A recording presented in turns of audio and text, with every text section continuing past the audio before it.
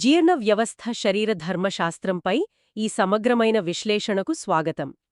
ఈరోజు మనం మన జీర్ణ వ్యవస్థ యొక్క నిర్మాణం, దాని విధులు, ఇంకా దాని నియంత్రించే వ్యవస్థల గురించి లోతుగా పరిశీలించబోతున్నాం. అవును, ఈ చర్చ అంతా ఒక ఫిజియాలజిస్ట్ మరియు న్యూరోసర్జన్ అయిన డాక్టర్ గాంధీ బి లంకగారి రచనల ఆధారంగా సాగుతుంది. ఆహారం స్వీకరించడం నుండి పోషకాలను గ్రహించడం మరియు వ్యర్థాలను విసర్జించడం వరకు ఈ సంక్లిష్ట వ్యవస్థ ఎలా పనిచేస్తుందో దశల వారీగా అర్థం చేసుకోవడమే మన లక్ష్యం. సరే, అయితే ఇక మొదలు పెడదాం. ముందుగా జీర్ణ వ్యవస్థ యొక్క మొత్తం విధులు, దాని నిర్మాణం నుండి ప్రారంభిద్దాం. అసలు ఈ జీర్ణ వ్యవస్థ యొక్క ముఖ్యమైన పనులేంటండి? చూడండి, దీనికి ప్రధానంగా 3 ముఖ్యమైన పనులుంటాయి. మొదటిది మనకు అవసరమైన పోషకాలని, నీటిని గ్రహించడం. మనం తినే ఆహారం నుంచే కదా? అవును, ఆహారం నుండి. ఇక రెండవది జీర్ణం కాని వ్యర్థ పదార్థాలను బయటకు పంపించడం. మూడవది, ఇది చాలా ముఖ్యం, ఈ వ్యవస్థ బయటి ప్రపంచానికి తెరుచుకొనుంటుంది కదా, నోటి ద్వారా. అవును. కాబట్టి ఇది ఒక బలమైన రోగ నిరోధక అవరోధంగా, అంటే ఒక డిఫెన్స్ సిస్టంలా కూడా పనిచేస్తుంది. నిర్మాణం పరంగా ఇది ఎలా ఉంటుంది? ఇది ఒక పొడవైన గొట్టంలాంటిది. నోటితో మొదలై అన్నవాహిక, జీర్ణాశయం, చిన్నప్రేగు, పెద్దప్రేగు, ఇంకా పాయువుతో ముగుస్తుంది. చిన్నప్రేగు, పెద్దప్రేగుల్లో కూడా భాగాలుంటాయి కదా? అవును, చిన్నప్రేగులో డ్యోడెనం, జెజునం, ఇలియం అని 3 భాగాలుంటాయి. అలాగే పెద్దప్రేగులో సీకం, కోలన్, రెక్టం ఉంటాయి. ఈ భాగాలని వేరు చేస్తూ ఆహార ప్రవాహాన్ని ఒకే దిశలో పంపడానికి స్ఫింక్టర్లు అనే కండర కవాటాలు ఉంటాయి. ఓ, అంటే వన్ వే గేట్ల లాంటివా? ఖచ్చితంగా. ఎసోఫేజియల్ స్ఫింక్టర్, పైలోరస్, ఇలియోసీకల్ స్ఫింక్టర్, ఇలా చాలా ఉంటాయి. మరి ఈ ప్రేగుగోడ నిర్మాణం గురించి కొంచెం వివరిస్తారా? తప్పకుండా. ఇందులో ప్రధానంగా 4 పొరలు ఉంటాయి. లోపలి నుండి బయటకు చూస్తే మ్యూకోసా, సబ్మ్యూకోసా, మస్కులారిస్ ఎక్స్టర్నా మరియు సెరోసా. ఓకే. ఈ సబ్మ్యూకోసాలోనే మీస్నర్ ప్లెక్సస్ అనే నాడీ జాలకం ఉంటుంది. అలాగే మస్కులారిస్ ఎక్స్టర్నాలో మయంటెరిక్ లేదా ఆర్బాక్ ప్లెక్సస్ ఉంటుంది. వీటి గురించి మనం తర్వాత మాట్లాడుకుందాం. ఇక్కడే అసలు విషయం ఆసక్తికరంగా మారుతోంది. ముఖ్యంగా చిన్న ప్రేగులో విల్లై మరియు క్రిప్ట్స్ ఉంటాయని చదివాను. వాటి పాత్ర ఏమిటి? చాలా మంచి ప్రశ్న. విల్లై అంటే వేళ్ల వంటి చిన్న చిన్న నిర్మాణాలు. ఇవి శోషణ కోసం ఉపరితల వైశాల్యాన్ని కొన్ని వందల రెట్లు పెంచుతాయి. అంటే ఎక్కువ పోషకాలను గ్రహించడానికన్నమాట. అవును. ఇక క్రిప్ట్స్లనేవి ఈ విల్లై మధ్యలో ఉండే లోతైన గుంటలు. వీటిలో మూల కణాలు అంటే స్టెమ్ సెల్స్ ఉంటాయి. స్టెమ్ సెల్సా? అవును. ఈ కణాలు ప్రతి 3 నుండి 5 రోజులకు మొత్తం ప్రేగు లోపలి పొరను అంటే ఎపిథీలియంను పునరుద్ధరిస్తాయి. ప్రతి 3-5 రోజులకా? నమ్మశక్యంగా లేదు. నిజమే. ఇంకా ఈ క్రిప్ట్ల అడుగున పానెత్ కణాలుంటాయి. ఇవి సూక్ష్మజీవులను చంపే యాంటీ మైక్రోబియల్ పెప్టైడ్స్ను స్రవిస్తాయి. సరే, మనమిప్పుడు స్రావాల గురించి చర్చిద్దాం. మొదటగా లాలాజలం.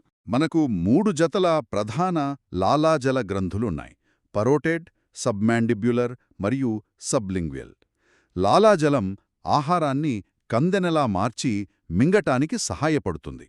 ఇంకా అందులోని అమైలేజ్ అనే ఎంజైమ్ పిండి పదార్థాల జీర్ణక్రియను నోటిలోనే ప్రారంభిస్తుంది. దానికేంటి, యాంటీ బ్యాక్టీరియల్ గుణాలు కూడా ఉంటాయంటారు? అవును, అది కూడా ఒక ముఖ్యమైన విధి.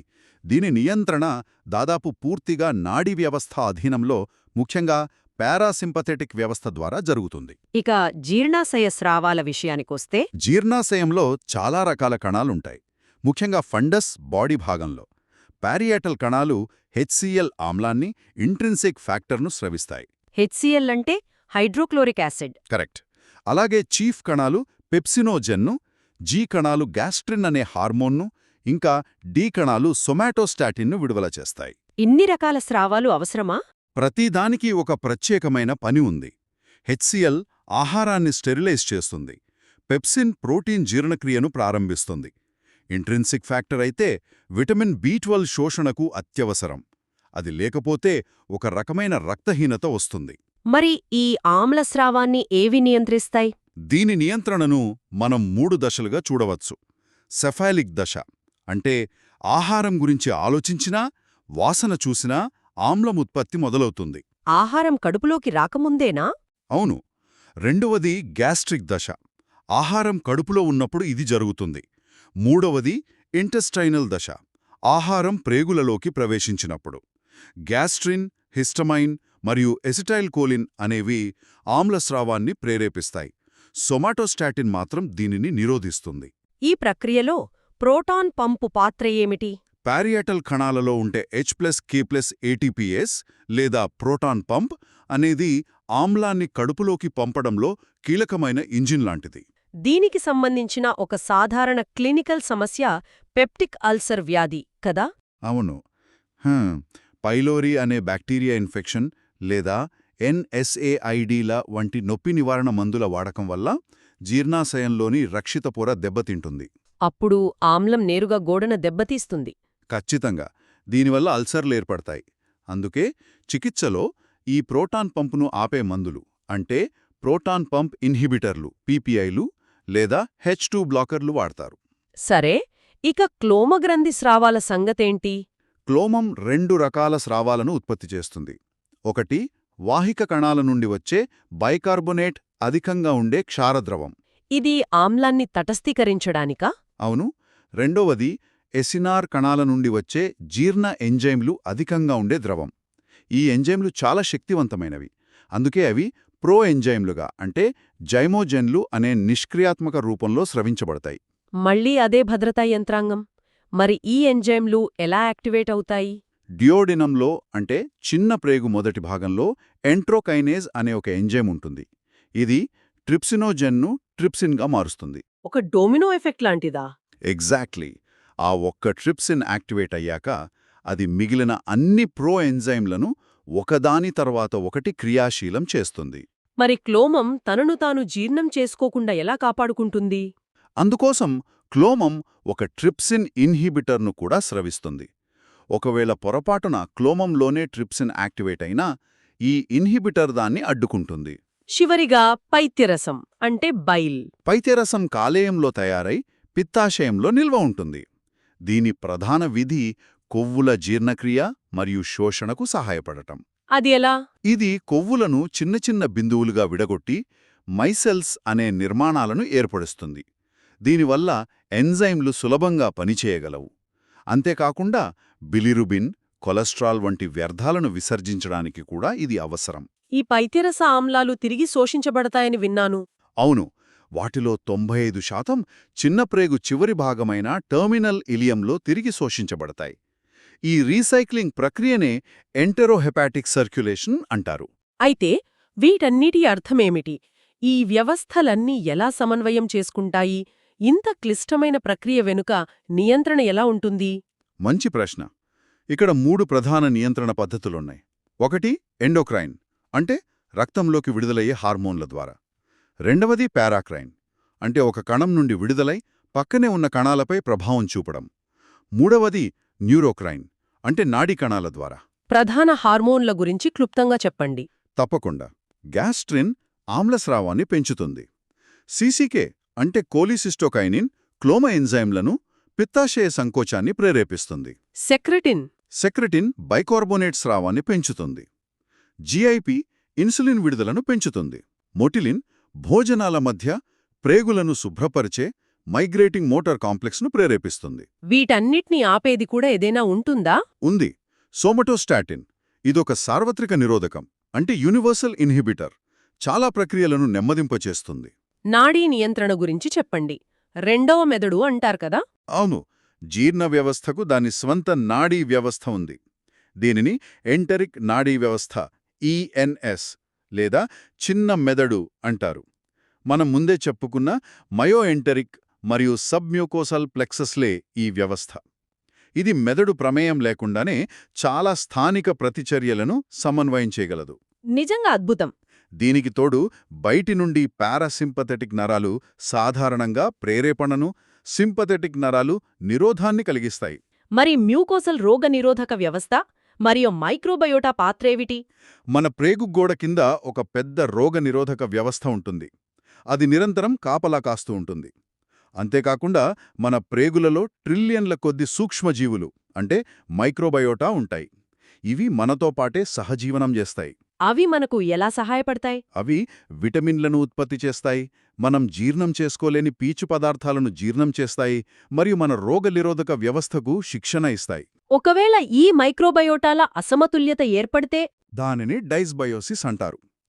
అప్పుడు సి డిఫిసిల్ వంటి హానికరమైన ఇన్ఫెక్షన్లు వచ్చే ప్రమాదం ఉంది. సరే, ఇప్పుడు మరో కీలకమైన అంశం ద్రవ మరియు ఎలక్ట్రోలైట్ రవాణా. నీటి సమతుల్యం జీర్ణ వ్యవస్థలో ఎంత ముఖ్యమైనది? ఇది చాలా అంటే చాలా కీలకం. ప్రతిరోజూ మనం తాగే నీరు, తినే ఆహారం, స్రవించే జీర్ణరసాలు అన్నీ కలిపి దాదాపు 9 లీటర్ల ద్రవం జీర్ణ వ్యవస్థలోకి ప్రవేశిస్తుంది. 9 లీటర్లా? అవును, కాని అందులో 98% పైగా తిరిగి శోషించబడుతుంది. సోడియం గ్లూకోజ్ లేదా సోడియం అమైనో ఆమ్లాల వంటి సహరవాణా పద్ధతుల ద్వారా పోషకాలతో పాటు సోడియం శోషించబడినప్పుడు నీరు ఆస్మాసిస్ ద్వారా దానిని అనుసరిస్తుంది. ఇక్కడే కలరా గురించి తెలుసుకోవాలి అనుకుంటున్నాను. దాని యంత్రాంగమేమిటి? ఆ వ్యాధిలో ఇంత నీటి నష్టం ఎందుకు జరుగుతుంది? కలరా టాక్సిన్ ఎంటెరోసైట్లలోని ఎడెనైలేట్ సైక్లేజ్ అనే ఒక ఎంజైమ్ను శాశ్వతంగా యాక్టివేట్ చేస్తుంది. దాన్ని ఆఫ్ చేయలేని విధంగా ఆన్ చేసి వదిలేస్తోంది.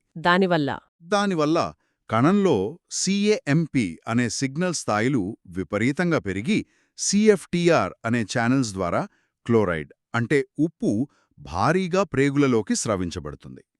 ఇక అంతే, ఆ క్లోరైడ్ను అనుసరించి సోడియం, దాని వెనుకే నీరు కూడా వరదలా ప్రేగులలోకి ప్రవహించి తీవ్రమైన నీటి విరేచనాలకు దారితీస్తుంది. మరి దీనికి పరిష్కారమైన ఓరల్ రీహైడ్రేషన్ థెరపీ ఓఆర్టీ ఎలా పనిచేస్తుంది? అదొక మ్యాజిక్ లాంటిది అంటారు. దాని వెనుక ఉన్న సైన్స్ చాలా సరళమైనది కానీ అత్యంత ప్రభావవంతమైనది. కలరాలో క్లోరైడ్ స్రావం పెరిగినప్పటికీ Na+ గ్లూకోజ్ సహ రవాణా వ్యవస్థ చెక్కుచెదరకుండా పనిచేస్తూనే ఉంటుంది. ఓ, అంటే ఒక దారి మూసుకుపోయినా మరో దారి తెరిచే ఉంటుందన్నమాట. ఖచ్చితంగా.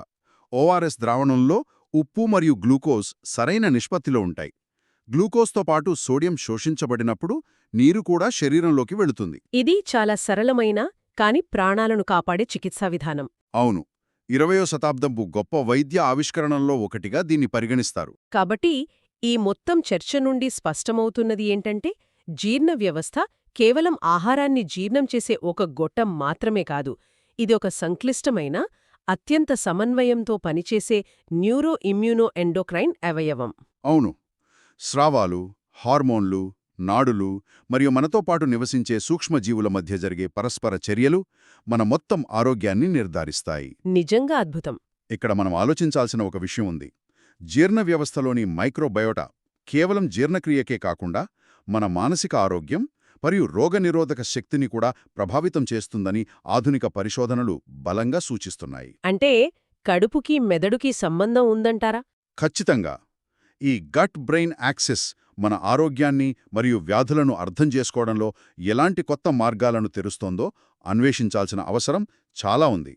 ఇది వైద్యశాస్త్రంలో ఒక కొత్త అధ్యాయానికి నాంది పలకవచ్చు.